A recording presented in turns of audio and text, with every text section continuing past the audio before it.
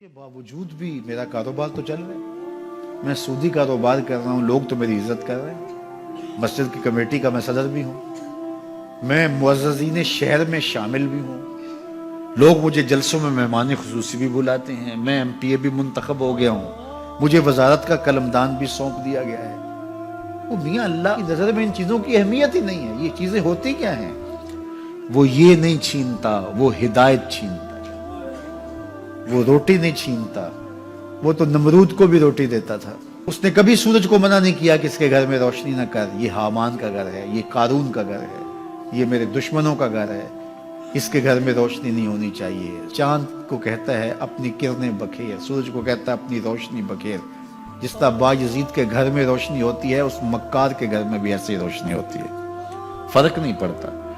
تو وہ کرم نوازیاں تو نہیں رکتی، لیکن اللہ جب کسی سے ناراض ہوتا ہے تو اس سے ہدایت کی توفیق سلب کر لیتا ہے، تو اعلان جنگ ہوتا ہے۔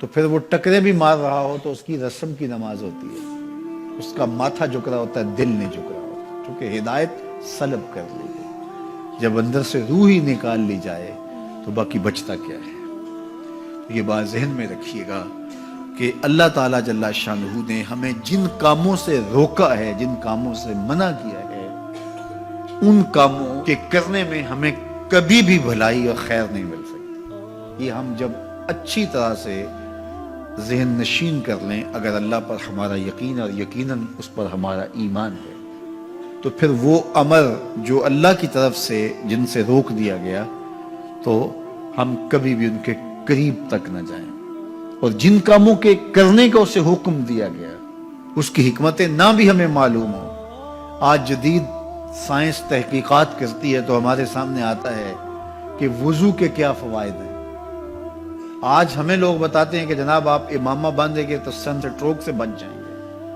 آج دنیا تحقیق اور جستجو کر کے نماز اور دوران خون اور جو ہے وہ نماز کی برکتیں اور کتنی بیماریوں سے نماز کے ذریعے سے بچنے کی کہانیاں سناتے ہیں۔ اچھی بات ہے، نماز سے صحت پہ اثر پڑتا ہے، یہ اچھی بات ہے کہ وضو سے بہت ساری بیماریوں سے نجات ملتی ہے، یہ اچھی بات ہے کہ سر پہ امامہ باندھ لے تو سن سٹروک سے بچ جاتے ہیں، یہ اچھی بات ہے کہ آپ روزہ رکھتے ہیں تو کینسر جیسے امراض سے آپ کا بچاؤ ہوتا ہے، یہ اچھی بات ہے کہ فلاں عمل کرتے ہیں تو فلاں ہوتا ہے۔ لیکن صاحب، ہم سن سٹروک سے بچنے کے لیے امامہ نہیں باندھتے، ہم محمد عربی کی ادا کے لیے باندھتے ہیں۔ دوران خون کے لیے نماز نہیں پڑھتے، ہم رب کے حضور سجدہ ریزی کے لیے اس کے حضور اپنی نیاز مندیوں کا سر جھکاتے ہیں۔ تو حکمتیں بھی ہیں، وہ برکتیں ذیل میں آتی ہیں۔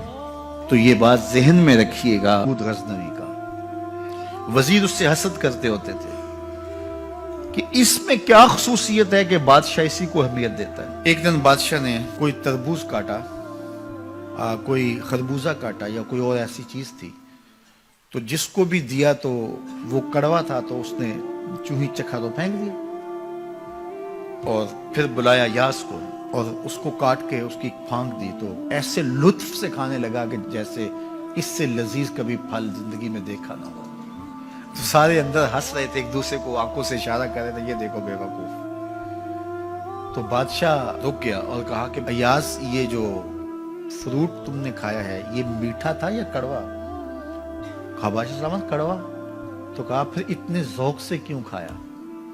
کہا کہ اس ہاتھ سے میں نے میٹھی نعمتیں کھائی ہیں، آج کڑوی ملی ہے تو تھوک دوں؟ کہا ایسا نہیں ہو سکتا۔ تو میاں کڑوا ہو تو وہ بھی قبول کیا جائے، نفس پہ شاک ہو۔ کڑوی وہ چیز ہوتی ہے جو نفس پہ شاک ہوتی ہے، نفس کرنا نہیں چاہتا، لیکن اس کے باوجود تمہارا دل کہے نہیں، یہ مالک کی طرف سے ہے۔ سخت سردی ہے، گرمی کی شدت ہے، پانی ٹھنڈا ہے اور موسم سرد ہے، پانی گرم ہے اور موسم بھی گرم ہے، رات کا پچھلا پہر ہے، تھکے ہوئے ہیں، لیکن آپ اس کے باوجود بھی اپنے رب کے حکم کو بجا لاتے ہیں۔ نفس پہ شاک ہے لیکن سینے میں ٹھنڈ ہی نہیں پڑتی جب اس کے حضور سجدہ ریزی نہیں کر لیتے۔ تو اس کے حکموں کو بجا لانا اور اپنے نفس کو پیچھے کر دینا اور اپنی خواہشات کے گلے پہ چھری پھیر دینا اور مالک کی رضا میں اپنے آپ کو گم کر دینا، یہی زندگی ہے اور یہی بندگی ہے۔ تو اس لیے مجھے اور آپ کو اس بات پہ غور اور تدبر کرنا چاہیے کہ ہم اس مختصر زندگی کو اللہ کے احکام کی مطابقت میں گزارنے کا عزم کریں، وہ بات چھوٹی سے چھوٹی ہو یا وہ بات بڑی سے بڑی ہو، وہ احکام ہماری زندگی کے اندر نافذ العمل ہو۔ میں پھر وہ بات کہوں گا جو بار بار کہتا ہوں کہ میرے بزرگ ہم سے کہا کرتے تھے، یہ نہ ہو کہ لوگ تمہیں پوچھیں تم کون ہوتے ہو اور تمہیں بتانا پڑے کہ ہم مسلمان ہوتے ہیں۔ فرمایا کرتے تھے صاحب نہ کسی کو پوچھنا پڑے نہ تمہیں بتانا پڑے، تمہاری وضاحت، تمہارا طرز زندگی، تمہارا انداز معاشرت ایسا خوبصورت ہو، تم دور سے آ رہے ہو لوگ پہچان کے کہیں وہ دیکھو محمد عربی کا غلام آ رہا۔ تم شکل سے پہچانے جاؤ، تم کردار سے پہچانے جاؤ، تم وعدے سے پہچانے جاؤ۔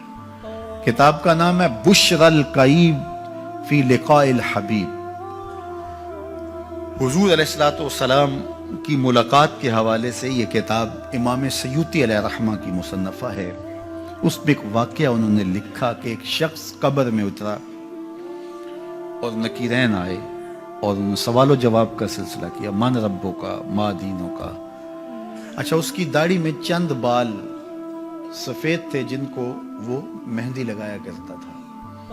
تو جب منکر نے کہا کہ من ربوں کا، تو نکیر نے اس کا ہاتھ پکڑ کے پیچھے کھینچتے ہوئے کہا اس سے سوال پوچھ رہا ہے، تو دیکھ نہیں رہا اس کی داڑھی میں اسلام کا نور چمک رہا ہے، اس کی داڑھی میں اسلام کا اجالا تمہیں دکھائی نہیں دے رہا؟ تو تمہاری وجہ قطعی ایسی ہو کہ فرشتے بھی دیکھیں کہ یہ حضور کا غلام آ رہا ہے۔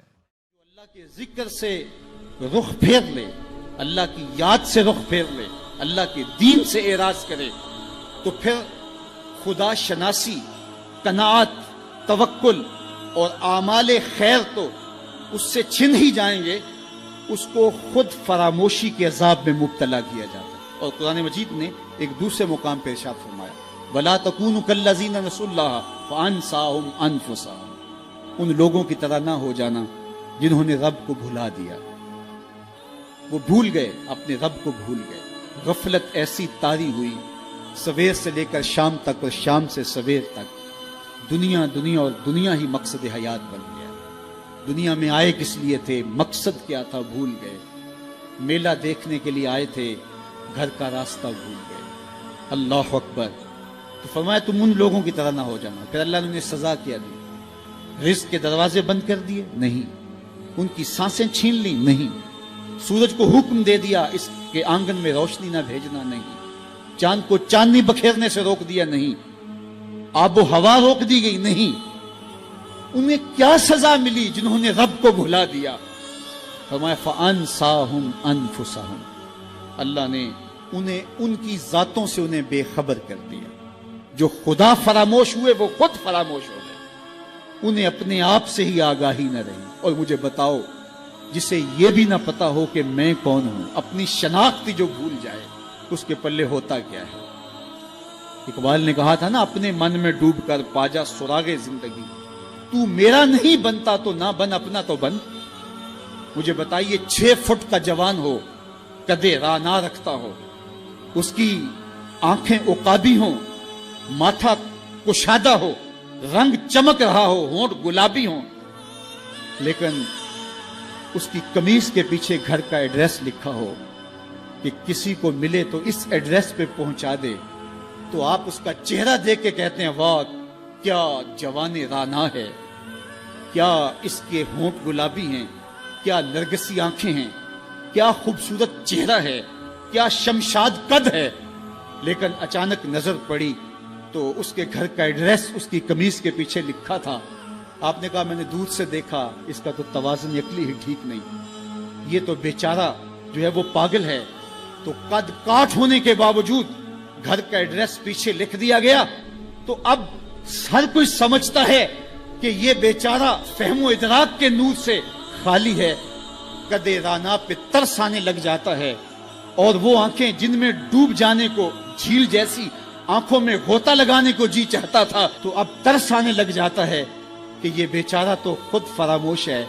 اللہ فرماتا ہے جس نے رب کو بھلا دیا، تم یہ نہ دیکھو اس کے بنگلے کتنے ہیں، یہ نہ دیکھو اس کے پاس کوٹھیاں کتنی ہیں، یہ نہ دیکھو اس کی چمکتی ہوئی کتنی لمبی گاڑی ہے، یہ نہ دیکھو کہ عالی نسب ٹاؤن کے اندر اس کا گھر ہے، یہ نہ دیکھو اس کا بینک بیلنس کتنا ہے، ہاں یہ بھی نہ دیکھو اس کے پاس وزارت کا قلم دان ہے، یہ بھی نہ دیکھو کہ یہ وزارت عظمیٰ کی کرسی پہ بیٹھا ہوا ہے، یہ بھی نہ دیکھو کہ اقتدار کی مسند پہ جھولتا ہے، یہ بھی نہ دیکھا ہو کہ یہ ڈائس پہ کھڑے ہو کے نعرے لگاتا ہے، لوگ آگے سے جواب دے کے واہ واہ کے ڈونگرے برساتے ہیں۔ کہا اس کی قمیض کے پیچھے لکھا ہوا ایڈریس پڑھ لو، فَأَنْسَاهُمْ أَنفُسَهُمْ، یہ وہ شخص ہے کہ جو اپنا پتہ بھول چکا ہے، جسے پتہ ہی نہیں کہ میں کون ہوں، اس دنیا پہ آیا کیوں، جو آ کے بھول گیا ہے، اسے گھر کا رستہ ہی نہیں مل رہا اور یہ بھاگا پھر رہا ہے دنیا کے اندر۔ کیا بتائیں احباب کیا کارنامائیاں کر گئے، بی اے کیا، نوکر ہوئے، پینشن ملی اور مر گئے، زندگی کا مقصد ہی نہیں ملا۔ کہا جو اس دنیا میں اندھا رہا کل قیامت کے دن بھی نابینا اٹھایا جائے گا۔ اس سے ان آنکھوں کی بے نوری مراد نہیں ہے، اس سے دل کی بے نوری مراد ہے۔ اسی لیے اقبال نے کہا تھا دل بینا بھی کر طلب خدا سے، کہ آنکھ کا نور دل کا نور نہیں ہے، آنکھ کا نور اور ہے، دل کا نور اور ہے۔ تو ہم دنیا کی مادی چمک کو دیکھتے ہیں، میرا مالک کہتا تمہارا دل ستھرا ہونا چاہیے، تمہارا منہ کالا ہو تو کوئی بات نہیں ہے، دل کالے نالوں منہ کالا چنگا، جے کو یہ رمز پچھانے ہو۔